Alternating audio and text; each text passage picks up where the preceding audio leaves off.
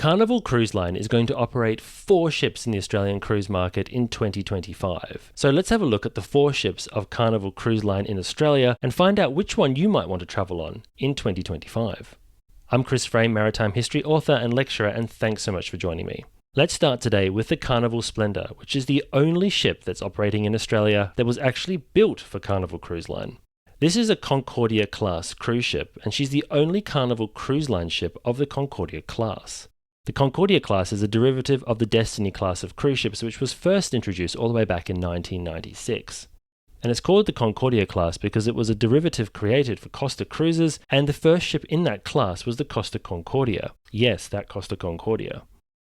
But Carnival Splendor was actually built for Carnival Cruise Line, and she entered service with them in 2008. The ship cost $697 million to build and was constructed by Fincantieri in Italy. Her maiden voyage in July of 2008 saw her as the largest member of the Carnival Cruise Line fleet, a title that she held until she was eclipsed a year later by the Carnival Dream. The ship has a gross tonnage of 113,323, making her a relatively large ship, and she has a length of 950 feet or 290 meters. Her interior is full Carnival Joe Farkas style. Joe Farkas was a designer who had a lot of sway over the interior designs of Carnival Cruise Line ships from the origins of Carnival Cruise Line right the way through to the early 2000s. This style of architecture is known as entertainment architecture and is designed to make the interior of the ship feel like a magical world and be part of the onboard entertainment. So you're not just waiting for the crew staff to entertain you, but the ship's interior should entertain you at the same time. Having toured Carnival Splendor in 2024, I can say that the interior certainly is different and does make you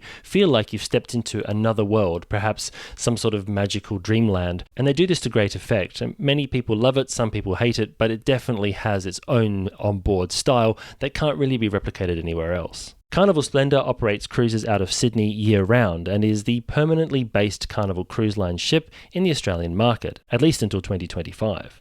The next ship we'll look at is the Carnival Luminosa, which is based out of Brisbane and comes to Australia seasonally during the Australian summer months or the northern winter. This ship was also built at Fincantieri, and she entered service in 2009, but not for Carnival Cruise Line. She was actually originally built for Costa Cruise Line and was known as the Costa Luminosa, and she was one of 2 ships that were built for them based on the Vista class of cruise ships from Holland America with some Spirit class cruise ships features added in, so they call this a hybrid design. Her sister ship was the Costa Deliciosa, which still operates for Costa Cruises to this day, and both ships are around about 92,700 gross tons each and 958 feet long, or 292 meters, so smaller ships but slightly longer than the Carnival Splendor.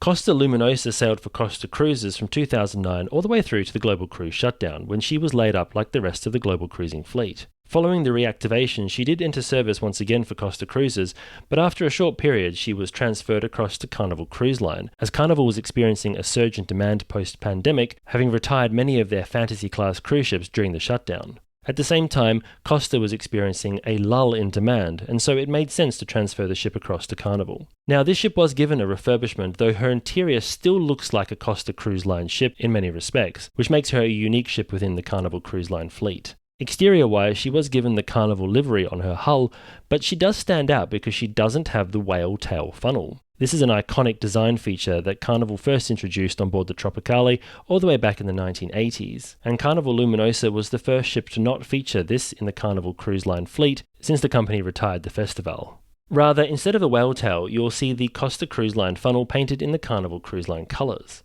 The ship officially became a Carnival Cruise Line ship in September of 2022 and has been sailing in the Australian market seasonally ever since.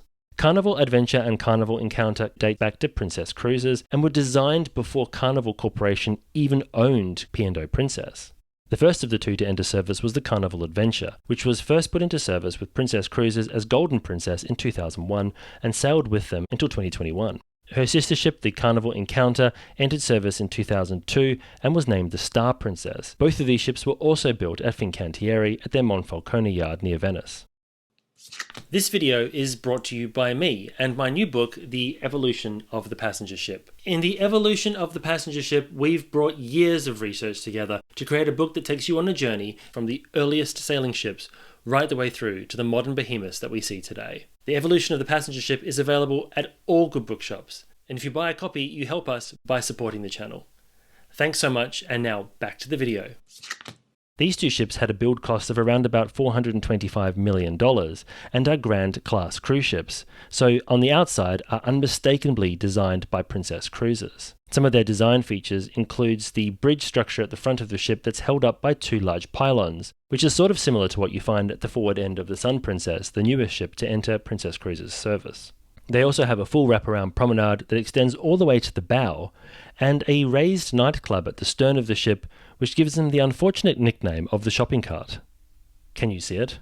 These two ships sailed with Princess Cruises for most of their career, and undertook cruising out of the Caribbean into the Mediterranean and also global cruises, including world cruises, with Golden Princess even visiting Australia.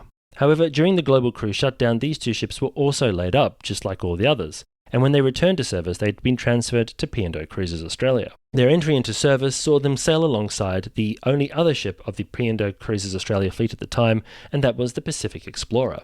And these three ships made up the Australian-based fleet of P&O Cruises Australia until the announcement was made that P&O Cruises Australia would be shut down. When Carnival Cruise Line announced that it would absorb P&O Cruises Australia into its fleet in 2025, these two ships were flagged to be transferred across to Carnival Cruise Line. Their interiors remain mainly unchanged, with some Carnival additions made to the ships to bring them into line with the rest of the Carnival Cruise Line fleet. This includes the addition of the Fun Squad on board, the Carnival Entertainment Team, as well as some of the Carnival activities such as Build-A-Bear, and the addition of some of the Carnival services such as free pizza throughout the day and fundraising for local children's hospitals. But I've detailed all of the changes in full in another video I made at the time of the announcement, which I've also linked in the description below. Exterior-wise, we will not see the whale tail funnel on these two ships, so what do you think of the four ships of the Carnival Cruise Line fleet in Australia? Would you sail on any of them, and of the four, which would you like to sail on the most? Let us know which one you'd like to travel on in the comments below. Thank you as always to all of our channel members for your ongoing support. If you'd like to join the crew, check it out in the link below. And if you're interested in learning more about Carnival's latest ships, you might want to check out my tour of the new Carnival Encounter. It's available on the screen now. Thanks again for watching, and until next time, I hope to see you on